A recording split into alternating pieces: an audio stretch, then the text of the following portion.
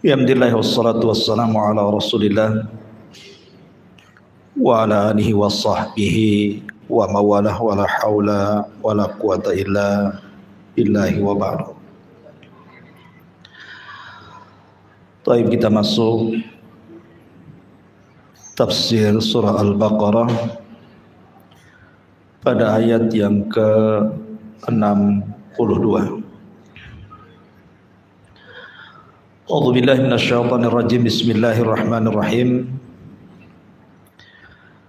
Innal ladzina amanu wal ladzina hadu wan nasara was-sabiina man amana billahi wal yaumil akhir wa amila salihan falahum ajruhum inda rabbihim wala khaufun alaihim wala hum yahzanun. Sesungguhnya orang-orang yang beriman dari dan juga orang-orang Yahudi,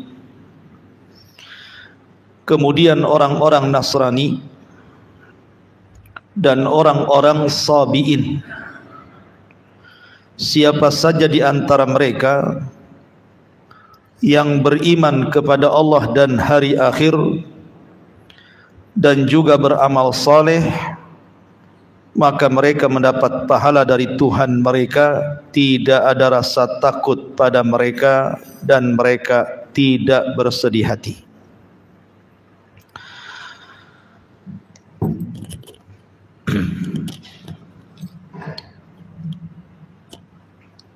Baik. Di sini Allah Subhanahu wa taala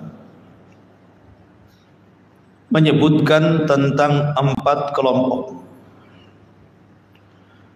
Pertama, orang-orang yang beriman. Siapa orang-orang beriman di sini? Yang kedua, orang-orang Yahudi. Siapa orang-orang Yahudi di sini? Yang ketiga, wan nasara, orang-orang Nasrani. Siapa orang-orang Nasrani? Kemudian yang keempat, was-sabiin, dan siapa orang-orang sabiin di sini? Kita akan berkenalan 4 kelompok yang disebutkan di dalam surah Al-Baqarah 62. Di sini Allah Subhanahu wa taala, sesungguhnya orang-orang yang beriman. Siapa orang-orang yang beriman di sini? Ada yang mengatakan bahwa yang dimaksud orang-orang yang beriman adalah orang-orang yang beriman di masa Nabi Allah Ibrahim alaihi salatu wassalam. Jadi orang-orang yang mengikuti Nabi Allah Ibrahim, merekalah yang dimaksud pada Al-Baqarah 62 di sini. Tentu yang mengikuti syariat Ibrahim, karena banyak juga di zaman Ibrahim yang menolak dakwah Ibrahim.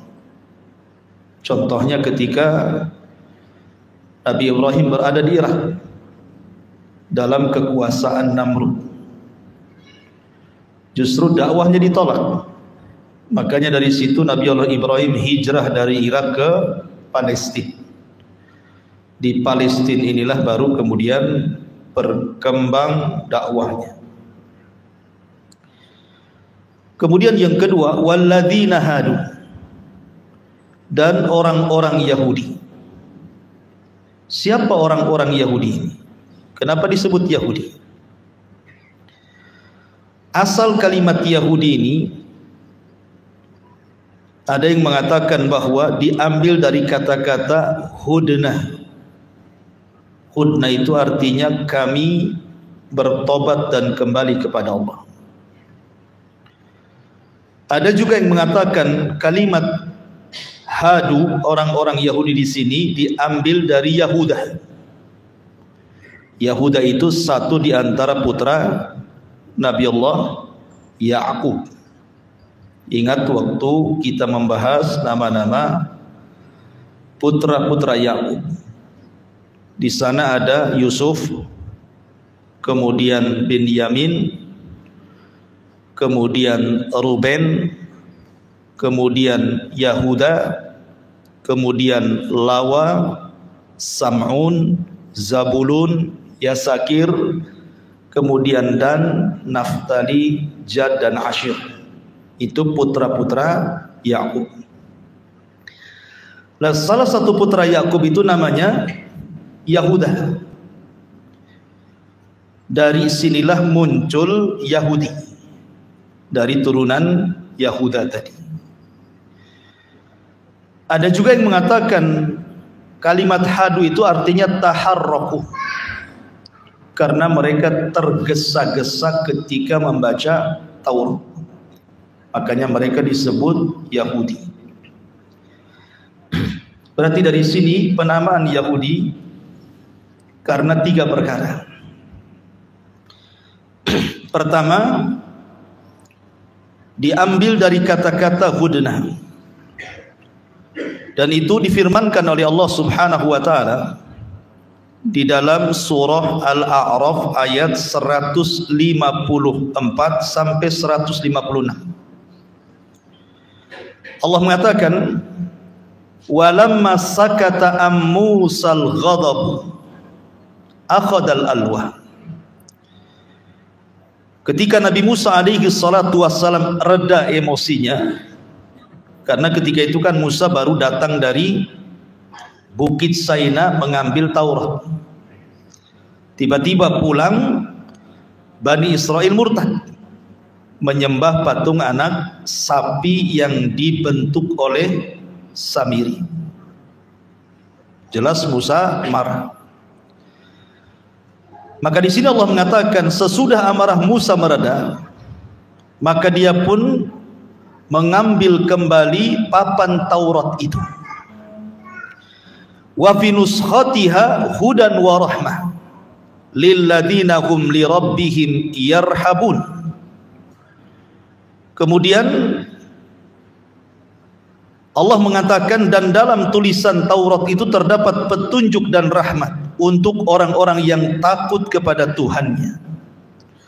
Wakhtara Musa qaumahu sab'ina rajulan limiqatina. Dan Musa memilih 70 orang dari kaumnya untuk memohonkan tobat kepada kami. Falamma akhadathumur rajfatu, pada waktu yang telah kami tentukan, maka ketika kami goncangkan gempa, qala rabbi in syi'ta akhlaqtahum min qablu wa iyyai. Maka Musa berkata, ya Tuhanku, kalau engkau menghendaki tentu engkau membinasakan mereka dan juga membinasakan aku sebelum ini. Atuhlikuna bima fa'ala as-sufaha'u minna. Kemudian Musa mengatakan, apakah engkau akan membinasakan kami karena perbuatan orang-orang yang kurang berakal di antara kami? In hiya illa fitnatuka tudillu biha man tasha wa tahdi man tasha.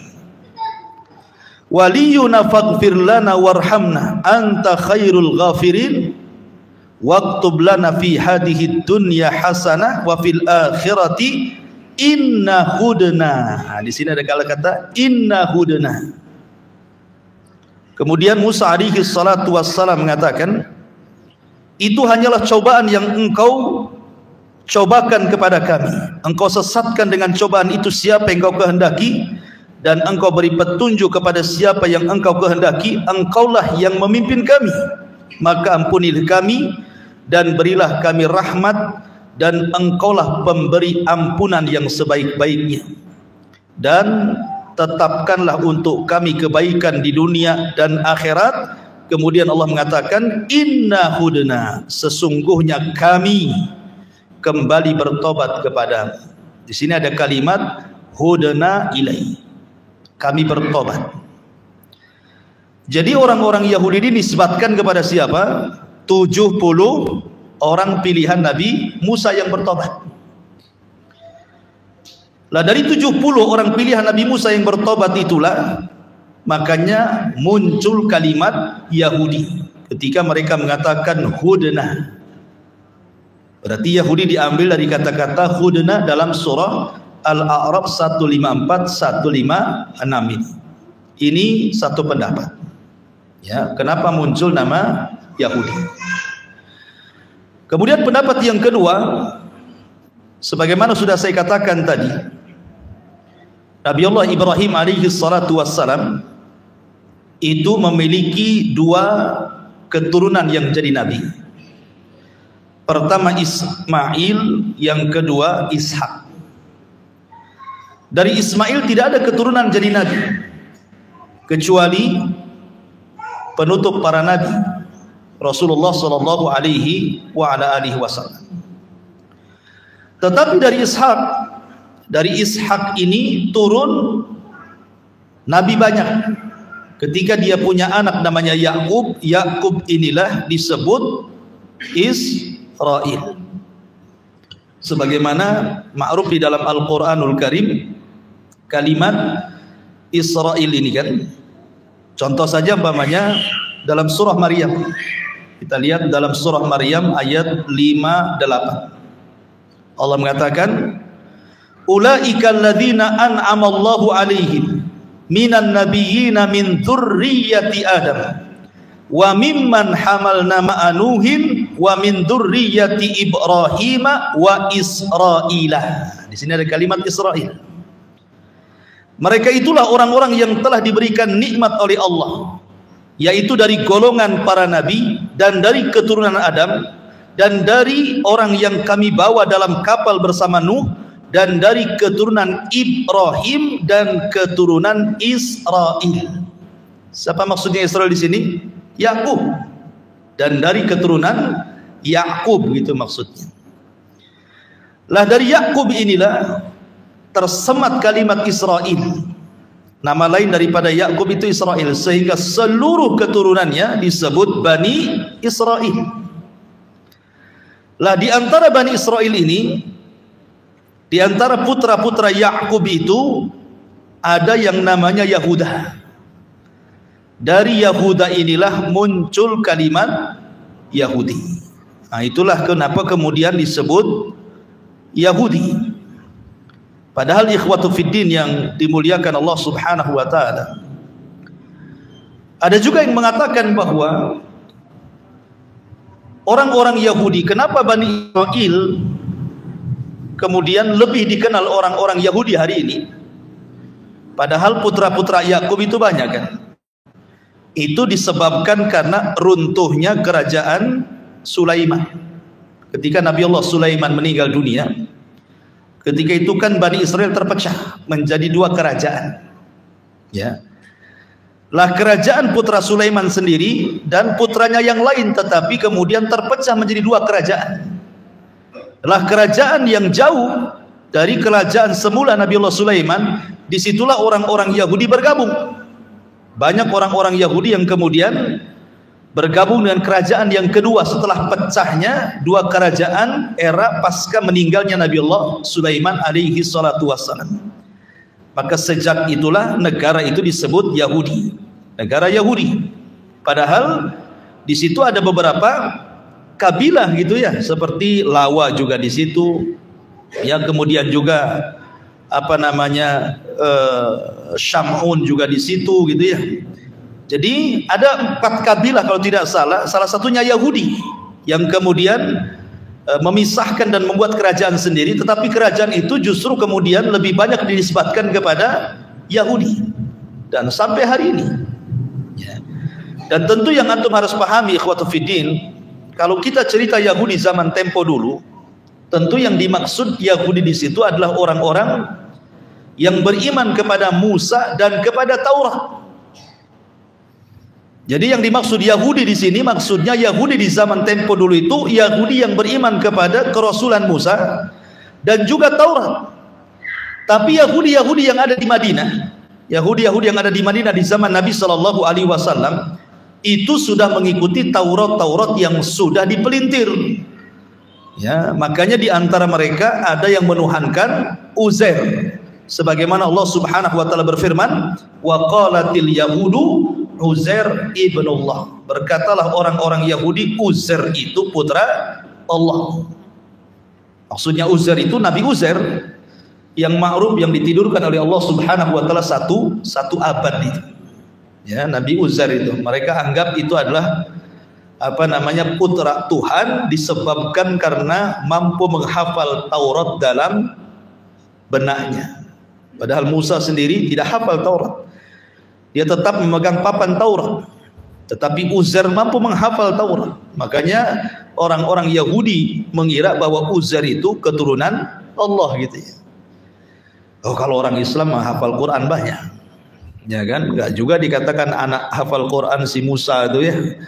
Dikatakan anak Tuhan kan gitu ya. Karena terlampau banyak anak Tuhannya nanti. Karena yang menghafal Quran banyak dalam Islam. Ya. Dan satu-satunya agama yang bisa menghafal kitabnya hanyalah Islam. Kalau agama-agama yang lain jarang. Hampir tidak ada yang menghafal dengan teksnya gitu ya. Di luar kepala kitab-kitab mereka, baik Yahudi ataupun Nasrani. Ma'asyiral muslimin yang dimuliakan Allah Subhanahu wa taala. Jadi intinya bahwa penamaan Yahudi itu diambil dari salah satu putra beliau, putra Nabi Yakub, namanya Yahuda. Ada juga yang mengatakan karena kalimat hadu itu artinya taharruk, mereka bersegera, tergesa-gesa memahami Taurat. Bahkan mereka kemudian memelintir Taurat sehingga Allah Subhanahu wa taala firmankan yuharrifunal kalima an mawadi. Mereka suka merubah kitab-kitab mereka dengan tangan-tangan mereka. Adapun sejarah Yahudi semuanya hitam, tidak ada yang putih. Ya, tidak juga hitam putih. Ya, semuanya hitam. Karena orang-orang Yahudi itu dikenal dalam Al-Quran sendiri sebagai kaum pendusta para nabi. Bukan hanya sebagai pendusta para nabi, pembunuh para nabi. Makanya Nabi SAW saja ketika diajak dagang itu belum diangkat jadi nabi itu oleh pamannya Abu Talib, sama Buhairah Rahib disuruh balik lagi. Takut kalau seandainya ketemu orang-orang Yahudi di Syam, kemudian tanda-tanda kenabian mereka ketahui, nanti dibunuh lagi. Makanya Abu Talib pun kemudian tidak jadi membawa Rasul ke Syam dan balik ke kota Mekah gitu. Itulah sifat daripada orang-orang Yahudi. Taib. Kemudian kelompok yang keempat, As-Sabi'in. Ini yang menarik. Mungkin antum sering dengar Yahudi, Nasrani. Ini agama As-Sabi'in, As-Sabi'ah ini apa? Ya, siapa mereka? Kenapa Allah Subhanahu wa taala cantumkan sebagai kelompok yang keempat setelah menyebutkan orang-orang yang beriman di zaman Ibrahim, kemudian orang-orang Yahudi yang mengikuti Nabi Musa, kemudian yang ketiga Nasrani dulu. Kenapa sampai disebut Nasrani? Kalau Yahudi saya sudah tahu tadinya. Ada yang mengatakan bahwa penamaan Nasrani ini ikhwata fiddin yang dimuliakan Allah Subhanahu wa taala diambil dari kalimat An-Nasirah. An-Nasirah itu satu tempat di mana Isa ibnu Maryam dilahirkan dan menetap di situ dan diangkat menjadi nabi dan rasul. Sebuah tempat namanya Nasirah. Maka siapapun yang kemudian mengikuti ajaran Isa, mereka mengatasnamakan diri sebagai An-Nasarah. Diambil dari An-Nasirah, tempat kelahiran Isa. Ini satu pendapat tentang kenapa kemudian Nasrani disebut An-Nasarah. Kemudian yang kedua, dan An-Nasirah di mana? Letaknya di Palestina ya. Ya, tempat di Palestina di mana Isa bin Maryam lahir di situ dan diangkat sebagai nabi dan rasul juga di situ. Kemudian yang kedua disebut Nasara juga karena mereka ketika Nabi Musa alaihi salatu wassalam, Nabi Isa alaihi salam, mereka orang-orang Romawi berusaha untuk membunuh Isa, ya kan? Berusaha untuk membunuh Isa karena ketika itu kerajaan Romawi di zaman itu sudah berhasil membunuh Yahya, kemudian setelah itu membunuh Zakaria, Kemudian mereka khawatir kalau kemudian Isa ini karena tahu bahwa Yahya dan Zakaria itu kan masih kerabatnya, otomatis dia bisa menggerakkan orang melawan kerajaan gitu ya. Maka sebelum terjadi kekhawatiran kerajaan ini, akhirnya kemudian mereka pun hendak membunuh Isa bin Maryam. Lah, kemudian Isa bin Maryam ini memiliki orang pilihan sebanyak 12 orang. Lah, orang-orang pilihan ini disebut Hawariyun. Disebut Hawariyun. Makanya Allah Subhanahu wa taala berfirman, "Man ansari ilallah?" Qala al-hawariyuna nahnu ansarullah. Berkata Hawariyun, berkata Isa bin Maryam, siapa yang akan menolongku? Maka orang-orang Hawariyun yang berjumlah 12 itu mengatakan, kami yang akan menolongmu. Maka ketika dia kemudian menolong Isa, dalam bahasa Arab menolong itu kan nasara, yansuru nasran gitu ya. Maka kemudian diberi namalah Nasara itu dari kalimat Nasara, artinya menolong, membela. Dari 12 orang pilihan Nabi Isa alaihi salatu wassalam ketika Isa hendak dikepung oleh pihak kerajaan Romawi kala itu. Tetapi kemudian Allah Subhanahu wa taala mengangkat Isa ke langit dan menyerupakan di antara 12 orang pilihan satu di antara mereka yang dibunuh, disalib, dan kemudian orang-orang Yahudi mengklaim mereka sudah membunuh dan menyalib Isa. Padahal Isa diangkat ke langit. Ya. Makanya kemudian karena sebab mereka menolong Isa dan kemudian diikuti orang-orang yang mengikuti ajaran Isa, maka ajarannya kemudian disebut An-Nasara. Jadi An-Nasara itu diambil dari kelahiran Isa An-Nasiri di Palestina sana, maka pengikutnya disebut Nasara. Ada juga diambil dari kata-kata Nasara itu artinya menolong. Jadi siapapun yang menolong agama Isa, siapapun yang berusaha untuk membentengi Isa bin Maryam dan ajarannya, maka mereka disebut An-Nasara. Ya. Ma'asyiral muslimin yang dimuliakan Allah Subhanahu wa taala. Tetapi ikhwatu fiddin yang dimuliakan Allah Subhanahu wa taala, tentu kalau kita melihat An-Nasara di zaman itu tentu berbeda dengan Nasara di zaman sekarang kan gitu ya. Karena Nasara di zaman itu memang agama yang paling benar setelah agama Yahudi. Jadi mereka betul-betul berpegang kepada ajaran Isa bin Maryam. Mereka tidak menuhankan Isa sama sekali. Baru setelah kemudian ada yang mengatakan 300 tahun setelah Isa meninggal, muncul seorang yang bernama Paulus atau siapa namanya, yang tadinya ajaran Yahudi kemudian tanasar, pura-pura menjadi Nasrani, kemudian melakukan perubahan dalam ajaran Nasrani sehingga muncullah istilah-istilah yang kita kenal menurut mereka seperti Isa adalah anak Tuhan, Isa satu di antara 3 Tuhan, bahkan yang paling ekstrim yang mengatakan Isa adalah Tuhan gitu ya. Ma'asyiral muslimin yang dimuliakan Allah Subhanahu wa taala. Lalu apa bedanya dengan Al-Masih? Ya kan ada penanggalan namanya penanggalan Masihi. Masehi bahasa Arabnya Masihi. Kalau bahasa kitanya Masehi. Kenapa ada penanggalan Masehi? Karena diambil dari kelahiran Isa Al-Masih. Lalu apa bedanya An-Nasara dengan Al-Masihiyun? Ya. Sebenarnya munculnya kalimat Al-Masih ini karena Allah Subhanahu wa taala berfirman di dalam surah Al-Imran ketika Allah mengatakan idz qalatil malaikatu ya Maryamu innallaha yubashshiruki bikalimatin min husmuhul masihu Isa bin Maryam. Nah, di sini kalimat masih kan itu ya. Ya. Dan ingatlah ketika malaikat berkata ya Maryam, sesungguhnya Allah memberikan kabar gembira kepadamu dengan kalimat. Ya, maksudnya kelahiran seorang bayi yang bernama Al-Masih Isa. Kenapa Isa disebut Al-Masih? Kemudian orang-orang yang begitu Isa disebut Masihiyun. Ya. Ada yang mengatakan Al-Masih di sini seperti Al-Imam Al-Raghib Al-Asfahani.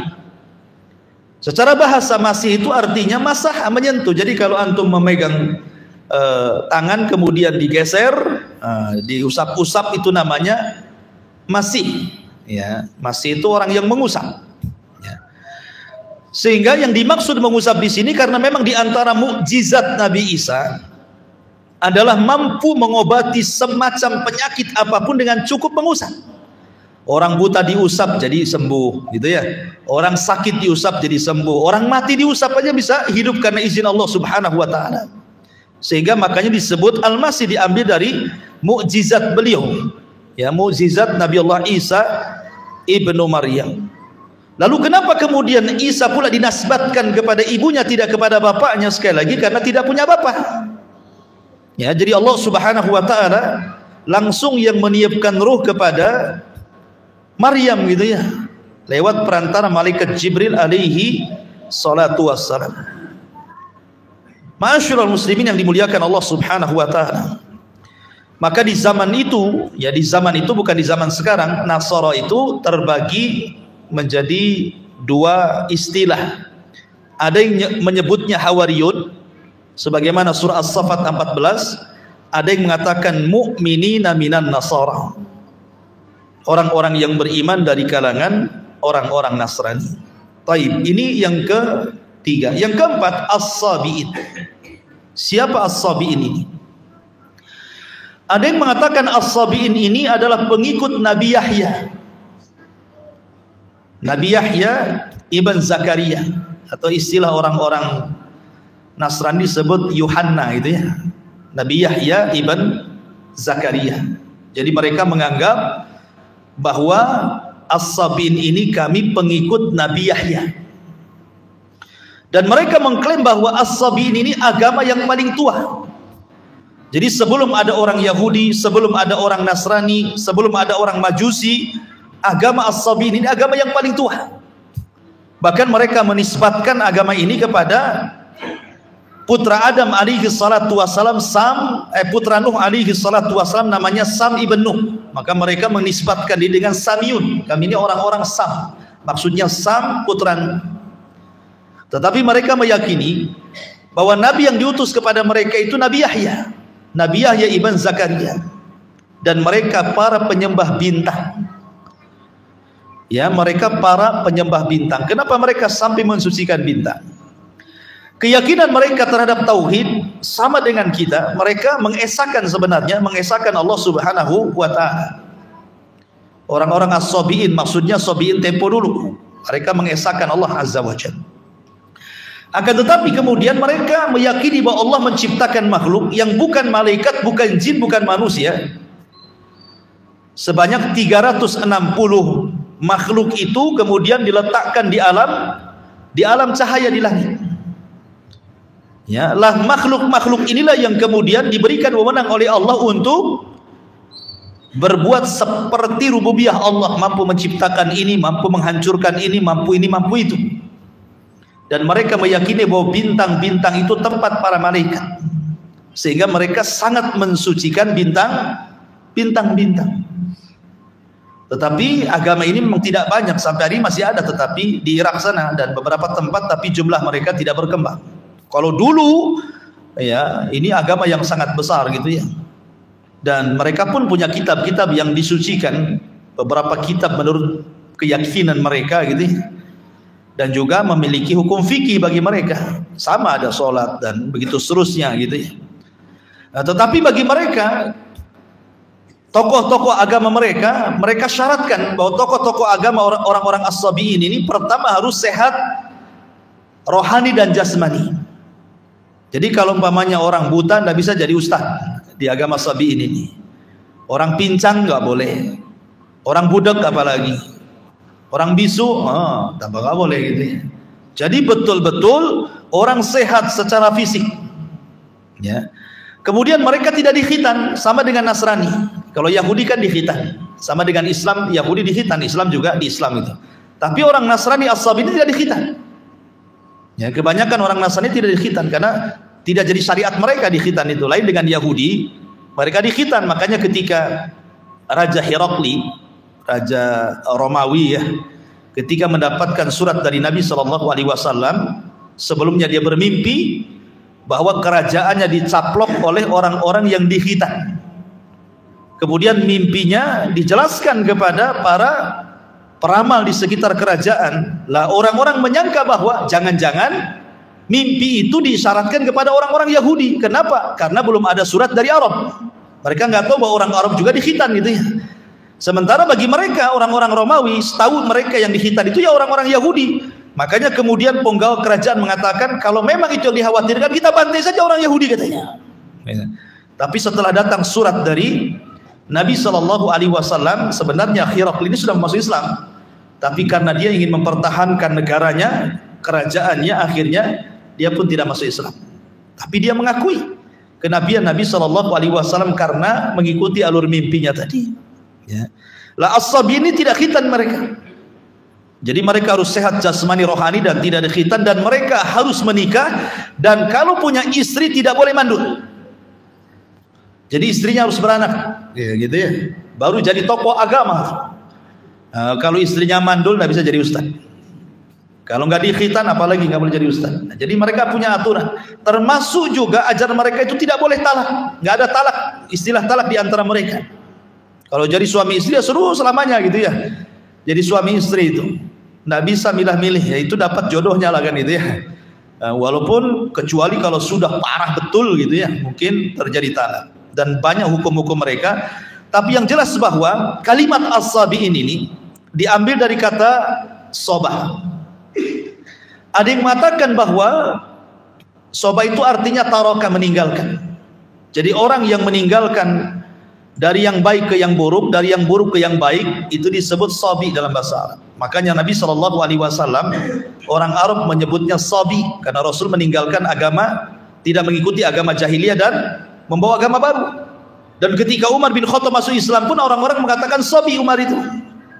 Ya. Jadi itu kalimat sabi, dan kalimat sabi ini dalam Al-Quran disebut dalam 3 ayat. Pertama dalam surah Al-Baqarah, yang kedua dalam surah Al-Maidah, yang ketiga dalam surah Al-Hajj. Disebut kalimat sabiin 3 kali. Sehingga para ulama menjadi khilaf, sebenarnya sabi ini siapa? Tadi pendapat yang pertama, as-sabi ini pengikut Yahya ibn Zakaria. Ada juga yang mengatakan bahwa as-sabiin ini adalah mereka bagian daripada agama Nasrani, tapi bukan Nasrani. Mereka bagian daripada agama Nasrani. Tapi juga mereka mengatakan bahwa ya, sabi ini bukan Yahudi, bukan Nasrani. Ya. Dan mereka tidak memiliki agama sama sekali. Tidak memiliki agama, hanya mengikuti fitrahnya saja. Wallahu a'lam, banyak khilaf di antara para ulama ini tentang agama as-sabiin ini. Yang jelas bahwa yang masyhur di antara ulama bahwa mereka mengakui bahwa Yahya itu sebagai nabi mereka. Itu saja. Maka di sini Allah mengatakan innal ladzina amanu wal ladzina hadu wan nasara was-sabiin man amana billah. Jikalau mereka beriman kepada Allah dan hari akhir, wa amila salihan, dan beramal saleh, falahum ajruhum inda rabbihim wala khaufun alaihim wala hum yahzanun, maka bagi mereka pahala mereka di sisi Rabb mereka, dan tidak ada rasa takut bagi mereka dan tidak bersedih hati. Artinya bahwa siapapun yang beriman di zamannya, ingat ya, kita ini kan bicara tentang di zamannya. Kalau di zaman sekarang tidak boleh kecuali harus masuk Islam, tidak boleh. Karena Nabi SAW yang mengatakan, la yasma'u bi yahudiyyun wala nasraniyyun thumma lam yu'minu bi illa kanu min ashabil jahil. Siapapun yang mendengar diutusnya diriku, kata Nabi SAW, mau dia Yahudi, mau dia Nasrani gitu ya, maka ketika dia tidak beriman kepada aku, maka dia termasuk penduduk neraka jahil. Ya. Bahkan Nabi tegas-tegas mengatakan, kalau seandainya Musa hayyan, lau kana Musa hayyan summa taba'tumuhu wa taraktumuni la dhalaltum. Kalau seandainya Musa Bani Israel hidup di zaman sekarang, kalian ikut Musa dan meninggalkan diriku, sesat kalian. Artinya apa? Seandainya nabi-nabi itu pun hidup, maka mereka pun harus gabung dengan Nabi SAW. Tidak bisa kemudian mendakwahkan syariatnya sendiri, karena Nabi SAW diutus bukan kepada kaumnya, bukan seperti nabi-nabi sebelumnya, tetapi Nabi itu diutus kepada seluruh manusia. Ketika diutus kepada seluruh manusia, berarti tidak boleh ada nabi setelah Nabi SAW, karena Rasul sudah diutus kepada semua manusia. Ya, berarti tidak berhak ya orang-orang itu mendakwahkan agamanya kecuali harus mengikuti Islam. Ma'asyiral muslimin yang dimuliakan Allah Subhanahu wa taala. Kemudian kalau kita menggabungkan Yahudi dan Nasrani, dalam Al-Quran itu ada istilah ahlul kitab kan? Ahlul kitab. Kalau disebut ahlu kitab, maknanya apa? Maknanya Yahudi dan Nasrani. Kalau disebut ahlu kitab, maknanya Yahudi dan Nasrani, tidak masuk as-sabiin. Ya, as-sabiin tidak masuk dalam kalimat ahlu kitab. Kalau diitlakkan ahli kitab dalam Al-Quran, maksudnya Yahudi dan Nasrani. Lalu apa perbedaan Yahudi dengan Nasrani? Kalau Yahudi beriman dengan Musa dan syariatnya dan kitab mereka Taurat. Kalau Nasrani maka mereka beriman kepada Isa dan kitab mereka Injil. Ya, kitab mereka Injil. Tapi Yahudi tidak menuhankan Isa. Yahudi tidak menuhankan Nabi Musa. Yahudi tidak mengatakan Musa itu anak Allah. Musa itu satu di antara 3 Tuhan. Tidak. Yang mengatakan seperti ini kepada nabinya hanya Nasrani. Yang mengatakan Isa anak Tuhan, Isa satu di antara 3 Tuhan, Isa Tuhan itu sendiri, hanya Nasrani. Yahudi tidak. Yahudi tidak mengatakan Musa anak Allah. Mereka yang mengatakan Uzair. Uzair anak Allah. Kemudian juga dari segi hari yang disucikan, orang Yahudi menghargai dan mensucikan hari Sabtu. Tapi orang Nasrani hari Ahad, Islam hari Jumat gitu. Kemudian juga dari segi kiblat, orang-orang Yahudi mereka mengambil kiblat Baitul Maqdis. Islam mengambil kiblat ke mana? Ke Ka'bah sananya, ke Mekah. Orang-orang Nasrani ke arah timur. Ya. Kemudian juga dari segi keyakinan mereka terhadap Ibrahim. Semua mengakui, Yahudi mengatakan Ibrahim nabi mereka, Nasrani mengatakan Ibrahim nabi mereka, Islam pun mengakui Ibrahim itu adalah kakek buyut Nabi SAW. Dan pengakuan orang-orang Yahudi dan Nasrani dibantah dalam Al-Quran. Maka na Ibrahimu Yahudiyan wala Nasraniyan, walakin kana hanifan muslimah. Ibrahim bukan Yahudi, Ibrahim bukan Nasrani. Ibrahim itu seorang Muslim yang hanif, yang jauh daripada kesyirikan kepada Allah Subhanahu wa taala. Adapun keyakinan mereka terhadap Imam Mahdi yang akan turun di akhir zaman. Orang-orang Nasrani mengakui bahwa Isa itu akan turun di akhir zaman.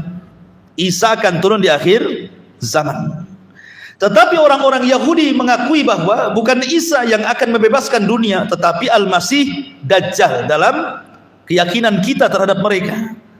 Jadi Isa menunggu, Nasrani menunggu Isa, Yahudi menunggu Dajjal, Islam menunggu Imam Mahdi, gitu loh maksudnya. Ya. Tetapi ikhwatu fiddin dimuliakan Allah, keyakinan kita Isa itu turun dalam rangka membantu Imam Mahdi, membantu syariat Islam, bukan menegakkan ajaran yang dibawanya. Karena tidak ada nabi setelah Rasul sallallahu alaihi wasallam. Ketika dia turun tidak berhak dia melancarkan dakwahnya. Karena ketika Isa diangkat ke langit sudah sempurna kenabiannya. Sehingga ketika turun dia bukan dalam rangka menyebar syariatnya, dia hanya ditugaskan untuk membunuh Dajjal, mematahkan salib, membunuh babi dan mengajak manusia masuk ke dalam Islam. Dan Isa berdoa kepada Allah untuk berjumpa dengan Rasul dan Allah ketemukan saat peristiwa Isra dan Mi'raj. Ya.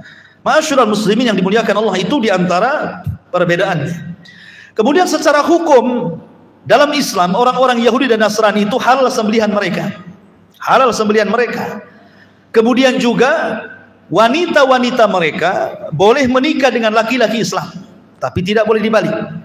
Nggak boleh wanita-wanita Islam menikah dengan laki-laki ahli kitab. Tapi wanita-wanita ahli kitab boleh menikah dengan orang Islam walaupun mereka tetap dalam agama mereka.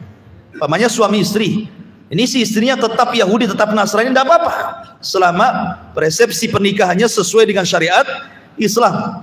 Ya, syukur-syukur kalau suaminya bisa menarik ke dalam Islam gitu ya.